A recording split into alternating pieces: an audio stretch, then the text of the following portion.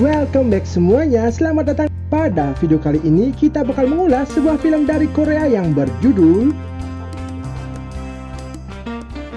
Tapi sebelum lanjut, seperti biasa, bagi yang belum subscribe dipersilakan klik tombol subscribe terlebih dahulu, serta aktifkan tombol loncengnya juga agar kalian tidak ketinggalan video terbaru dari channel ini.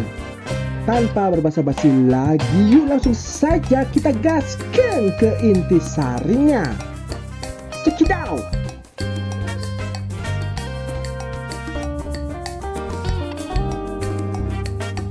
Film dibuka dengan memperlihatkan tiga orang yang sedang mengobrol bersama. Yang cewek bernama Yoo Jong-i dan pria yang duduk di sebelahnya bernama Kang Seo. Mereka berdua ini merupakan sepasang sejoli yang sudah lama pacaran dan bersiap menikah. Lalu pria yang di depan mereka bernama Pak Broto.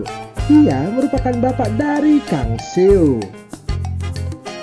Ceritanya di sini Kang Seo mengajak Jong-i untuk bertemu Pak Broto dan meminta restu untuk menikah. Ia juga meminta izin kepada bapaknya itu agar Yoo Jong-i ini diizinkan tinggal di rumah tersebut. Dikarenakan Jong-i baru saja di PHK dan diusir dari kosannya itu. Awalnya Pak Broto tak mau memberikan izin. Namun karena Jong-i adalah calon menantunya, ia pun akhirnya mengizinkan Jong-i untuk tinggal bersama mereka. Setelah mendapatkan izin dari bapaknya, mereka berdua pun kemudian pergi untuk beristirahat. Saat sedang beristirahat, mereka berdua pun mengobrol dan tak menyangka sebentar lagi akan menikah. Di sini Kang Seo mengajak Jong-i untuk buat adonan kue sus bersama-sama. Akan tetapi Jong-i menolaknya dikarenakan takut ketahuan bapaknya Kang Seo. Kang Seo pun mengatakan tak jadi masalah, toh sebentar lagi mereka juga akan resmi menikah. Jong-i yang ingin juga mencoba suasana baru akhirnya mau diajak mengulek-ulek bersama. Esok harinya, Pak Broto terlihat sedang menelpon seseorang di depan rumahnya. Tak berselang lama, Jong-i dan Kang Seo pun keluar rumah dan meminta izin pada bapaknya untuk keluar sebentar, mengantar Yoo Jong-i bertemu kawan lamanya. Scene pun berlanjut, terlihat Pak Broto yang sedang sibuk menonton film-film pemersatu bangsa yang membuat ular pitonnya meronta-ronta. Tahu di rumahnya tak ada orang, ia pun akhirnya senam 5 jari secara leluasa. Di tempat yang berbeda, terlihat Yoo Jong-i yang sedang bertemu dengan sahabatnya yang bernama Yuna. Di sini Jong-i bercerita tentang pacar dan calon mertuanya. Ia juga bercerita jika sekarang ia sudah berhenti ngekos dan menumpang tinggal di rumah Kang Seo. Yuna yang mendengar cerita dari Yoo Jong-i merasa iri dan ingin juga mendapatkan tempat tinggal gratis dan nyaman seperti sahabatnya itu. Karena kebetulan kini ia juga baru diusir dari kos lamanya akibat sudah menunggak selama 3 bulan. Mendengar hal itu, Jong-i pun mengajak Yuna untuk tinggal di sana agar ia memiliki teman mengobrol di rumah itu. Karena Jong-i sudah merasa dekat dengan calon bapak mertuanya itu, ia pun yakin Yuna pasti diizinkan tinggal bersama mereka. Sesampainya mereka di rumah Pak Broto, Jong-i langsung memperkenalkan Yuna pada Pak Broto dan meminta izin agar Yuna bisa tinggal di sana juga. Pak Broto yang melihat jika Yuna adalah wanita yang sangat cantik dan jomblo menjadi sangat senang. Siapa tahu nanti bisa PDKT dan jika berjodoh ia bisa menjadi pendamping hidupnya. Ia pun akhirnya mengizinkan Yuna untuk tinggal di rumahnya. Setelah itu Jong-i lantas mengajak Yuna berkeliling rumah dan menunjukkan kamar tidur untuk Yuna. Scene berlanjut pada malam harinya. Terlihat Pak Broto yang terbangun dari tidurnya dan kebelet ingin buang air. Ia lalu mendengar suara orang yang sedang mandi di tengah malam yang membuatnya penasaran. Ia lantas mengeceknya dan ternyata yang mandi itu adalah si Yoo Jong-i.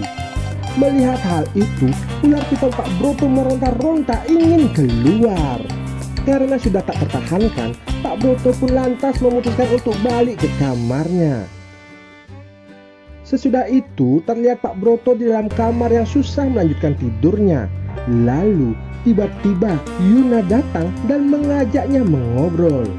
Ternyata Yuna ini naksir dengan Pak Broto dan secara sukarela membuka gawangnya lebar-lebar. Pak Broto yang kepalanya sudah pusing dari tadi dan perlu penyaluran, lantas tanpa ampun mengubek-ubek gawangnya si Yuna. Sementara itu Jong-i dan Kang Seo terlihat sedang mengobrol bersama. Di sini Kang Seo mengatakan jika ia sedang dilema, dikarenakan ia akan keluar kota untuk urusan kerjaan sementara waktu. Mendengar hal itu, Jong-i pun pasrah dan hanya bisa memberi semangat kepada kekasihnya itu. Jong-i juga berkata bisa menjaga diri dan lagian bapaknya di rumah akan menjaga dan mengawasinya. Lalu esok harinya terlihat Jong-i dan Yuna yang sedang mengobrol bersama. Di sini Jong-i menanyakan kesan Yuna selama tinggal bersama mereka. Yuna pun bercerita jika ia sangat menyukai rumah ini, apalagi sekarang ia juga sudah mendapatkan uang jajan dari Pak Broto. Yuna menceritakan jika ia bisa mendapatkan uang jajan itu dimulai dari kejadian semalam, di mana setelah selesai cangkul-mencangkul, Pak Broto mengatakan jika ia akan memberikan bekal bulanan asalkan Yuna nurut dengan apa yang dimaukannya Pak Broto itu. Mendengar hal itu, Jong-i pun merasa senang bercampur iri karena ia juga ingin mendapatkan bekal bulanan seperti temannya itu. Esok harinya terlihat Kang Seo sedang bersiap untuk pergi dan sedang berpamitan dengan Yo Jong-i. Kang Seo sebenarnya tak rela meninggalkan Yo Jong-i, namun karena tuntutan pekerjaan ia pun harus melaksanakan tugasnya. Melihat kekasihnya yang masih khawatir, Jong-i pun meyakinkannya jika ia akan baik-baik saja. Jong-i juga berpesan agar Kang Seo menjaga dirinya baik-baik di perantauan. Setelah selesai berpamitan, Kang Seo pun akhirnya pergi. Lalu pada malam harinya terlihat Yo Jong-i yang sedang makan malam bersama Pak Broto. Di sini Yo Jong-i yang sedang ditinggal Kang Seo bekerja dan ingin juga mendapatkan rezeki seperti Yuna mencoba menggoda calon ayah mertuanya itu dengan cara memuji Pak Broto dan membandingkannya dengan Kang Seo. Hal itu pun membuat Pak Broto tersipu malu. Scene berlanjut terlihat Pak Broto yang sedang berada di kamarnya. Tak lama kemudian Yo Jong-i pun datang. Di sini Jong-i yang ingin mendapatkan uang mencoba menawarkan pijatan pada Pak Broto. Ia tanpa ragu lantas memijat terong Pak Broto yang membuat Pak Broto lantas panas dingin. Pak Broto pun lantas mengizinkan Yo Jong-i untuk menjelajah tower pencakar langitnya untuk diobok-obok. Jong-i yang sudah gregetan langsung saja mengulek-ulek terong rebus Pak Broto.